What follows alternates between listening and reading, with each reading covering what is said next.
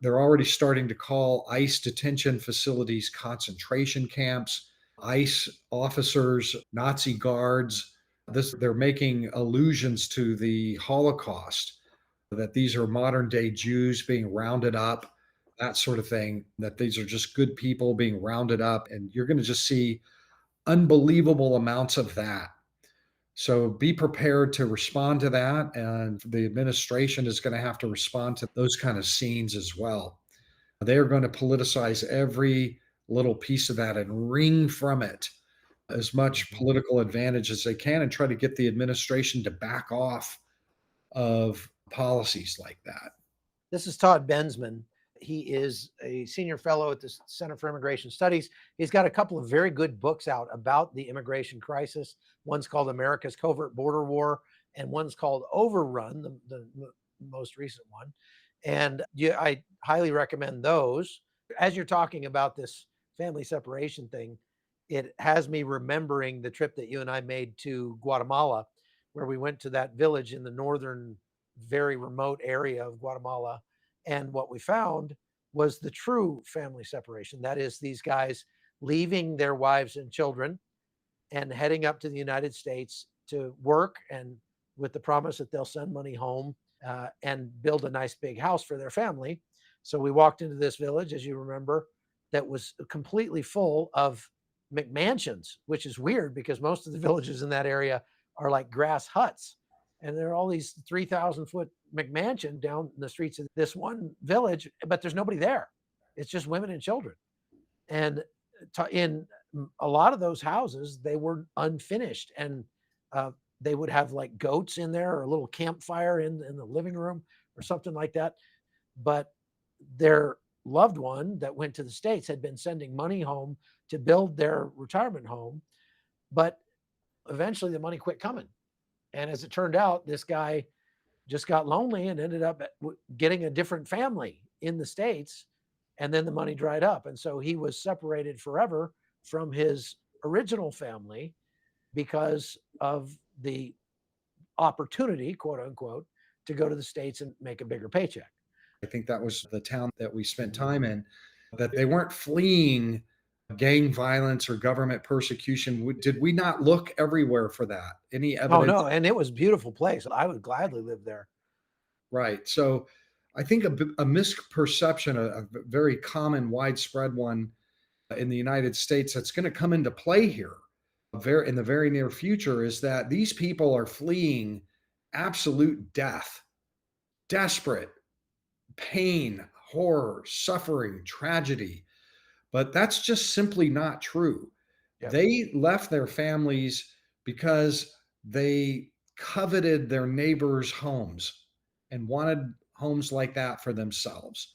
And they said it in interviews. Mhm. Yeah, they went there because my neighbor had to look, that house over there. Yeah, we had to have one just like it.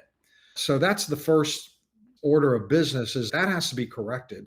On top of that, they were claiming asylum when they got to the United States as though they were fleeing death and horror back in the Central Highlands of Guatemala, the beautiful Central Highlands. We're going to start to hear they're asylum seekers. They're fleeing terrible situations, but for the most part, not even the Haitians are coming from Haiti. I don't think I've met a Haitian who's actually coming from Haiti. They've been living in Chile and Brazil, making good livings, Mhm. apartments, raising children, the whole thing. They just had an opportunity to come here. So when we start deporting Haitians back to places like Chile or Brazil or whatever, it wasn't that bad. It wasn't so terrible in those I places. remember them saying that all they had to do was pretend they didn't speak Spanish and only spoke their indigenous language. That was like their free ticket into the United States, because if they didn't have a translator that speaks your indigenous language, they just let you on through. Trump had this travel ban in place. It was one of the first things he tried during his first administration. They've had 4 years of practice and 4 more years of watching what happens when you do it wrong. So the second Trump administration should be a lot more efficient at getting these things done than the first.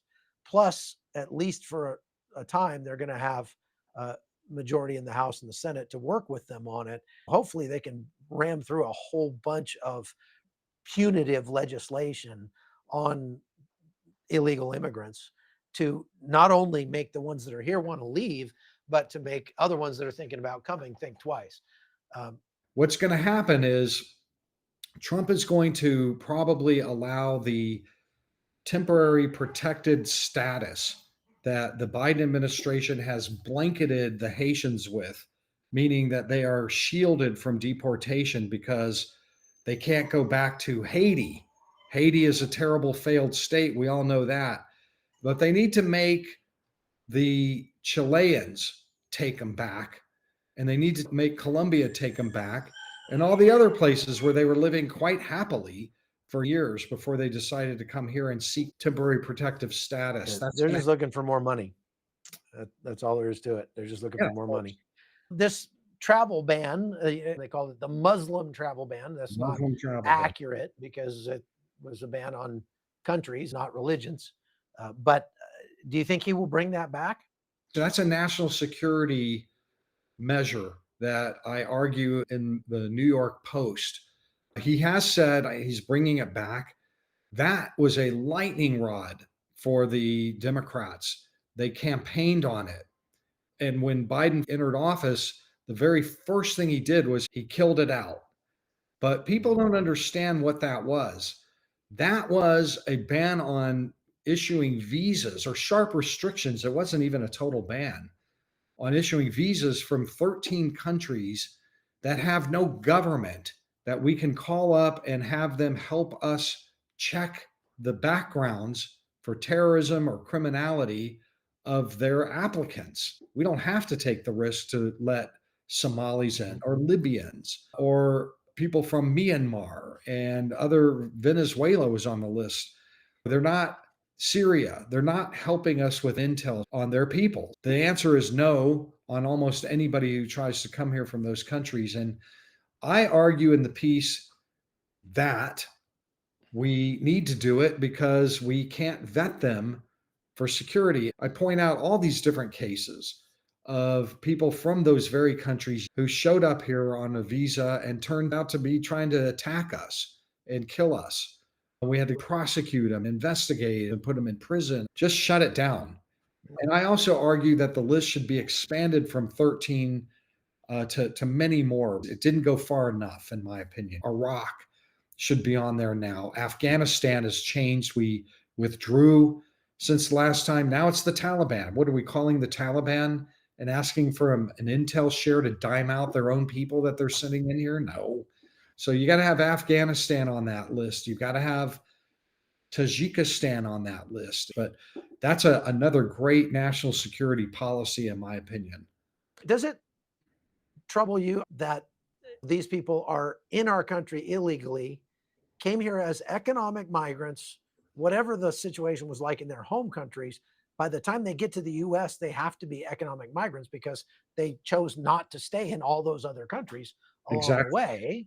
Keep in mind that most people who are illegally present in the United States are going to be keenly aware that other people like them have just been detained and flown home.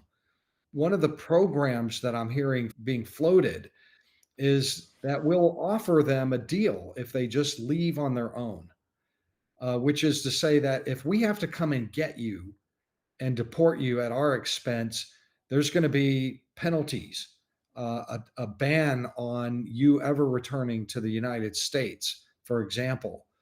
What we're hearing is if you voluntarily deport yourself, we'll actually give you a shot at the head of the line to apply for legal entry.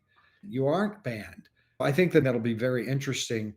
Other countries in Europe have actually ponied up cash for those who choose to leave. Mm-hmm. Trump was in office for 4 years and he was saying Mexico's going to pay for the big, beautiful wall. We all thought he meant a tax on remittances or that money would be diverted to the wall, but it never happened. I still think they should try it. I wouldn't be surprised if somebody floated that this time around finally and just tried to push something through and figure it out. That's the thing is that like Amber DeMack is saying tax people with a 75% tax on money sent back to other countries. Yeah, but what if my son lives in another country? He's an American. I'm an American. If they're taxing all remittances from the United States, how do they figure out which ones are from illegal migrants and which ones aren't? The Israelis tried something that was really innovative. They had an African migrant problem. And Mhm. what they came up with was, we'll let you work here, but you're going to have to set aside a third or 40% of your earnings in a trust. You don't get that money until you leave. When you fly home, you can cash out and have that money as savings for when you go home. But until then, it's ours. And we'll be earning some kind of float on it as well. So I think that the Israeli Supreme Court, which is super liberal, ended up striking that one down. But I thought it was clever. And why not try something like that? So there was a terror attack, what, last week or the week before in Chicago? The Mauritanian migrant who was charged with shooting a Jewish man in Chicago. Tell me that story. Yeah, this happened probably 3 weeks ago, just shortly before the election. I've met lots of Mauritanians too. There are lots of they're almost always young single men in their mid 20s, early to mid 20s, coming through, and they rarely will talk to you. They never want to talk, and that is the Sahel Desert region where they're from. I think you've been out there a time or two. That is just absolutely rife with terrorist organizations, ISIS spinoffs, and Qaeda, and everything else. Boko Haram is out there. So it's definitely a dangerous neighborhood. People coming in over the Darien from those places, you always wonder, and I've wondered aloud. One of them went off the deep end. He crossed the border in March 2023 and went full jihadi in Chicago. Went after a visibly Jewish Orthodox man, so he was easy to target, and shot him in the back, and it went through his shoulder, is my understanding. Thank God he is alive. He survived the attack. The fire department came, ambulances came, and this guy opened fire on them until finally the police showed up, and it was a gun battle for 3.5 minutes. And they had a gunfight that long with this guy in the streets of Chicago, and they wounded him, and he survived. He's Allah Akbaring, and the authorities arrested him and charged him with 15 counts of attempted murder. And they eventually came back with a hate crime because they found on his phone all the jihadi stuff. They didn't say what it was, but it was sufficient to charge him also with a crime of terrorism under the Illinois state terrorism law, which is really unusual. I haven't seen an FBI raid jacket anywhere near this thing. So the state of Illinois charged him with terrorism under that state statute. The media went away. The media didn't really cover it in the beginning at all either. And then finally, they grudgingly had to write a couple stories because they had a press conference saying we're charging this guy with terrorism. This is a major precedent for the United States where you have a border crossing terrorist actually fire around that landed home on a victim, not material support, not maybe we have intel, not a sting operation, not he went to Canada and did it there. It was here in the United States against an American citizen. And to me, this is a very important event to learn more about. The media's gone, the FBI seems to be gone. And what I'm really hoping is that when Trump comes into office, his FBI will actually get on this thing and do the right thing, take it over. Since when doesn't the FBI Bigfoot a terror case? You wrote about another thwarted terror attack in New York, didn't you? From another migrant that came across the border. What can That's you right. tell us about that one? There have been a number of them. A Somali who was training overseas to fly jets into an American building and kill everybody aboard, just like 9/11. It was another 9/11. It was a real deal. By a miracle, they caught this guy overseas.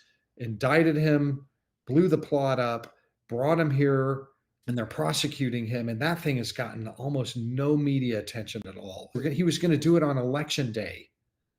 He was going to do it just recently.